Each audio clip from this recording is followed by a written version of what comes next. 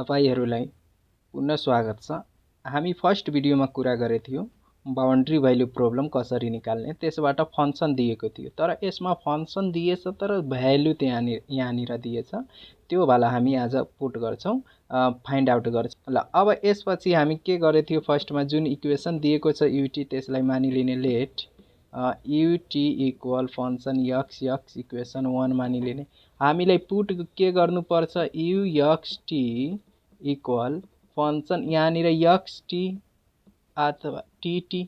अब यसमा main value हामीलाई पुट के गर्नु छ, xt ut मतलब xn xtn t, यही वाला हामीलाई यो इक्वेसन हामीलाई पुट गर्नु पर्छ, मेन फोकस। अब इक्वेसन 1 बाट हामी यसबाट कम्पेयर गर्नु पर्यो, यसबाट यही सल्युसन निकाल्नु पर्यो। त्यसपछि हामीलाई xn पनि चाहियो, tn पनि चाहियो। यही सल्युसन यही इक्वेसनबाट दिन्छ हाम्रो, ठीक। फ्रम इक्वेसन 1 ले हामीलाई कति चोटी t लाई डेरिभेटिभ, फर्स्ट चोटी u लाई डेरिभेटिभ गर्यो र अर्को केले मतलब सेकेन्ड चोटी x बाट गर्नु पर्यो, त u इक्वल xt हुन्छ। अब t को रिस्पेक्टमा गर्यो भने यसलाई xt ड्याश हुन्छ र अर्को चोटी यसलाई डबल x को रिस्पेक्टमा गर्यो भने त डबल xt हुन्छ।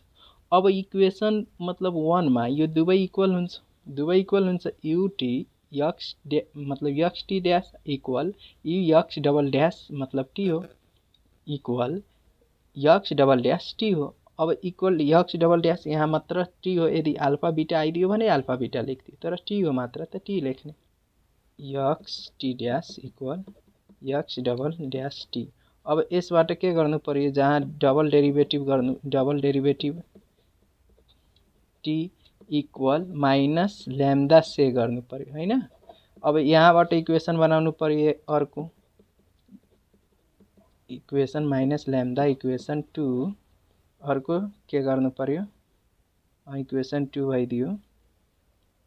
अर्को फेरि अब t बाट t dash t minus lambda equation 3। अब इक्वेसन 2 लाई मतलब यसलाई फाइन्ड आउट गर्नु पर्यो, इक्वेसन 2 लाई सोल्भ गर्नु पर्यो। त फ्रम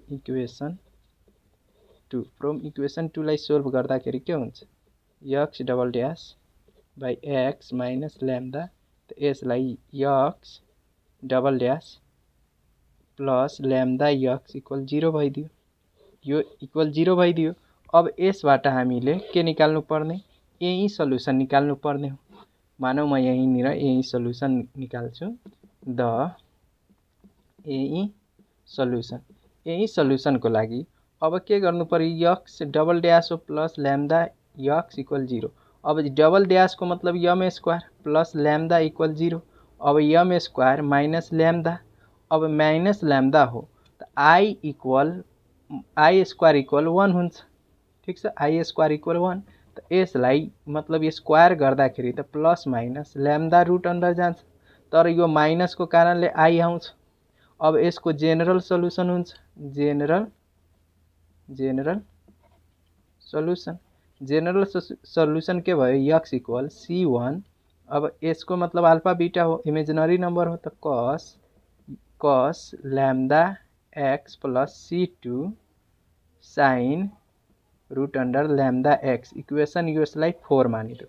अब यसपछि इक्वेसन जेनरल फर्मुलासम्म त भइगयो, इक्वेसन 4 भयो। अब यसपछि हामीले बाउन्ड्री भ्यालु प्रब्लमको युज गरेर यसबाट हामी c1 र c2 को भ्यालु फाइन्ड आउट गर्छौं। यहाँ बाउन्ड्री भ्यालुको इक्वेसन युज गरेर हामी फाइन्ड आउट गर्छौं, ठीक छ। अब अगाडि बढ्दा ल यसमा अब के गर्नु पर्यो, बाउन्ड्री भ्यालु पुट गर्नु पर्यो। त बाउन्ड्री भ्यालुको लागि अब हाम्रो यो के हो, xt मतलब u0t हो, त xt हो यहाँनिर। त के गर्ने, यहाँनिर u0t इक्वल, अब यस मतलब यो 0 हो, होल 0 हो। अब यसलाई योसँग कम्पेयर गर्यो भने त अब के हुन्छ, मतलब होल 0 हो, त यो x सँग गर्दाखेरि त यो x 0, स्मल x 0 छ, यहाँनिर स्मल x 0, त स्मल x 0, तर होल त 0 छ, स्मल x 0 तर होल 0 भइदियो, त यो x को भ्यालु आयो। तर t यहाँ t छ, यहाँ t छ, यहाँ पनि t हो, मतलब यसको मतलब t डज नोट 0, यो हेराउँदा पनि नहेराउँदा केही फरक पर्दैन, डज नोट 0 भयो। त्यसपछि अर्को बाउन्ड्री कन्डिसन दुईवटा छ, यहाँनिर u1t हो। त अब के गर्ने, अर्कोचोटि अब u1t इक्वल 0, u1t इक्वल 0 भइदियो भने त अब यसलाई के गर्नुपर्छ, अब यसलाई कम्पेयर गर्यो भने त x स्मल x यहाँनिर, त स्मल x त x1 इक्वल यो 0 भइदियो, t त डज नोट 0, यो दुईवटा इक्वेसन आइदियो, x को मान एउटा 0, अर्को x मतलब 1 0। यो यसलाई हामी इक्वेसन 4 मा राख्नुपर्छ। फ्रम इक्वेसन 4 के छ, x equal c1 cos root under lambda x plus c2 sine root under lambda x। अब यसलाई इक्वेसन मतलब x लाई राख्यो भने, x 0 राख्यो भने, एकचोटि x लाई 0 राख्यो भने त यो होल 0 इक्वल, अब x मतलब c1 cos x small x 0 छ, small x 0 cos lambda into small x 0 plus c2 sign lambda into 0। अब यो एंगल 0 हुँदाखेरि होल 0 भयो, तर यहाँनिर यो एंगल 0 हुँदाखेरि त cos 0 को मान त 1 हुन्छ, त यहाँ 0 इक्वल c1, त c1 को भ्यालु 0 आइदियो। अब अर्कोचोटि अब x ले के दिन्छ, 0 इक्वल, अब यहाँ c1, अब small x equal 1, c1 cos root under lambda into 1 plus c2 sine root under lambda into 1। अब यसमा हेर्दाखेरि त यो त 1 हुन्छ, तर यहाँ c को भ्यालु 0 हो, त यो 0 ले सबैमा इन्टु हुन्छ, त यो के भइदिन्छ 0, त 0 इक्वल, अब c2 sine root under lambda भइदियो।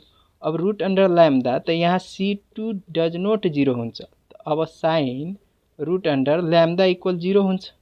अब साइन रूट अंडर लैम्डा त तपाईले पढ्नु भएको छ, साइन रूट अंडर लैम्डा को मान कति हुन्छ, root under lambda equal n pi. अब मात्र लैम्डा को भ्यालु कति हुन्छ, n पाई को होल स्क्वायर, मतलब लैम्डा n को value n square pi square, यही नै आयो। अब n पाई आइदियो। अब पुटिङ जुन लैम्डा को भ्यालु छ इक्वेसन 4 मा गर्नुपर्छ, त पुटिङ yxn, अब यो लैम्डा को भ्यालु केमा इक्वेसन 4 मा गर्नुपर्छ, यही इक्वेसन हो। फ्रम इक्वेसन 4 लाई एकचोटि के गर्नु पर्यो, xn c1 त यो मतलब 0 को कारण होल 0 भइदियो, त c2 sine root under lambda को मान कति हो, रूट अंडर लैम्डा को मान n पाई हो, त n पाई x। अब यसको xn निकाल्नु पर्यो भने त हामीलाई के चाहियो, साइन n पाई x, यसको xn आइदियो। अब हामीलाई के चाहियो, अब tn चाहियो। tn निकाल्नको लागि अब इक्वेसन कोले t1 दिन्छ, त इक्वेसन t वालाले t1 दिन्छ, त थर्ड इक्वेसन t हो, त यसमा t1 दिन्छ। त फ्रम इक्वेसन 3 के हो, t dash by t equal minus lambda. अब यो यसमा डबल डैश हुन्थ्यो भने त जेनरल फर्मुला निस्किन्थ्यो, तर यसमा डबल डैश छैन भने त यसको लागि सिंगल डैश, अब माइनस लैम्डा। अब यो डैश को मतलब dt बाई dt हो, मतलब dt by dt minus lambda into t। अब कैपिटल टी एक ठाउँमा गरिदिने, dt by t minus lambda dt। अब अन इन्टिग्रेटिङ गर्ने, अन इन्टिग्रेट गर्दाखेरि के हुँ भयो, यहाँनिर लग कैपिटल टी, अब यहाँनिर के भइदियो, माइनस लैम्डा टी। अब यो लग हटाउँदाखेरि त t इक्वल e को पावर माइनस लैम्डा टी, तर लैम्डा को भ्यालु कति निकाल्नु भएछ, लैम्डा को भ्यालु n स्क्वायर र पाई स्क्वायर हो, n स्क्वायर र पाई स्क्वायर, त्यो कहाँ पुट गर्ने, लैम्डा tn मा के भइदियो, लैम्डा को value n square pi square.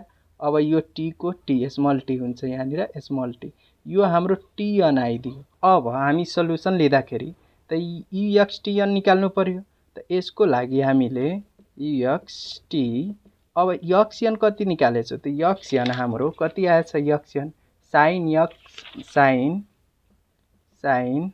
n pi x into tn कति आएछ, त e को power minus N square pi square र टी आएछ।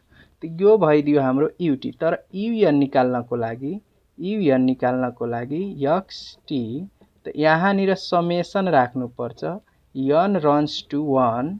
अब इन्फानाइट यहाँनिर बिएन राख्नुपर्छ। बाँकी यो त sine N pi into E को power N square pi square into T. यो हाम्रो which is required equation,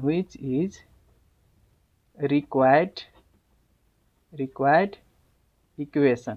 अब यो इक्वेसन रिक्वायर्ड इक्वेसन आइगयो तैपनि हामीलाई हेर्नुपर्छ फंक्सनले केही दिएको छ कि छैन। त फंक्सनलाई हेर्दाखेरि यहाँ 2 दिएछ, यहाँ रेंज पनि दिएछ। यल त हामीलाई थाहा भयो यल 1 हो, यो 2 हो। त अब यहाँबाट देन फोरियर साइन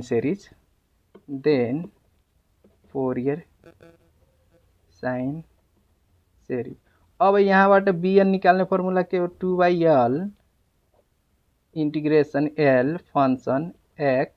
अब यहाँ यो कति आएछ साइन n पाई dx। ठीक छ। अब भ्यालु अब रेंज कति तपाईलाई छ 1। यहाँ त यल हो हैन, यो x मतलब 0 x र यल हो। त यसको मतलब यल कति छ तपाईसँग 1 भयो।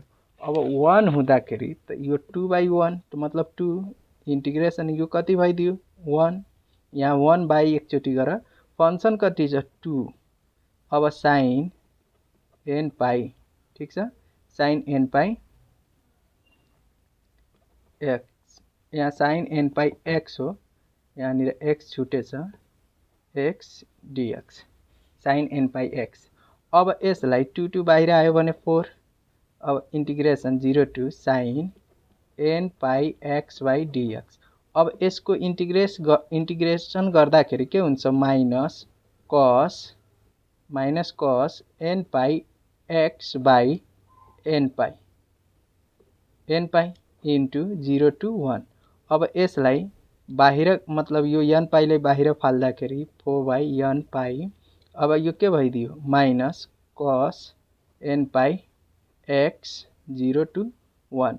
अब यसमा तपाईले 1 को भ्यालु राख्नु भयो भने 1 को n पाई 1 को भ्यालु राख्यो भने के हुन्छ n पाई माइनस अब कस n पाई हुन्छ। अब त यो भइदियो। अब माइनस र यसको कारणले यो प्लस यो कस n पाई इन्टु 0 गर्यो। अब 0 गर्दाखेरि यहाँ 4/n पाई। अब यो कति भइदियो minus cos n pi plus 1। ठीक छ। अब यो प्लस 1 आउँदाखेरि त अब n पाई को भ्यालु कति हो n पाई को भ्यालु। अब n पाई को यो प्लस अगाडि गरिदेऊ माइनस। अब n पाई को भ्यालु कति हो माइनस 1 को पावर n। अब cos n पाई को भ्यालु माइनस 1 को पावर n। तर यहाँनिर ध्यान के राख्नु पर्छ अब जुन n छ यो यस्तो भ्यालु राख्नु पर्यो कि हामीलाई यो भ्यालु आफै 0 नहोस्, यो bn आफैमा 0 नहोस्। त कुन भ्यालु राख्दाखेरि सुटेबल हुन्छ त यसको लागि हामी अब यहाँनिर मानौ इभेन नम्बर राख्दै छु, इभेन नम्बर 2 राख्दै छु त मतलब यो पोजिटिभ हुन्छ। अब पोजिटिभ हुँदाखेरि के हुन्छ भने यो त माइनस पोजिटिभ भयो भने त अब यसले 0 गरिदिन्छ। यसमा यस्तो भ्यालु राख्नु पर्यो भने कि यो माइनसमा रहोस्, पोजिटिभ नहोस्। यदि पोजिटिभ भइहाल्यो भने त यो 0 हुन्छ त bn को भ्यालु b को n को भ्यालु पुरै 0 बनाइदिन्छ। त यो इभेन हो, इभेन। त अब यसलाई मैले 2n - 1 राखिदियो भने त मानौ 1 राख्दाखेरि त यसले के गर्छ मतलब 1 गरिदिन्छ त यो n हुन्छ माइनस n हुन्छ। अब यदि 2 राख्यो भने त यो 3 बनाइदिन्छ जहाँ कि माइनस n हुन्छ। त यो भइदियो हाम्रो bn। अब bn को भ्यालु यति भ्यालु इक्वेसन हामी कहाँ राखिदिने यो इक्वेसन मानिलौ 5 हो, इक्वेसन 5 मा राखिदिने।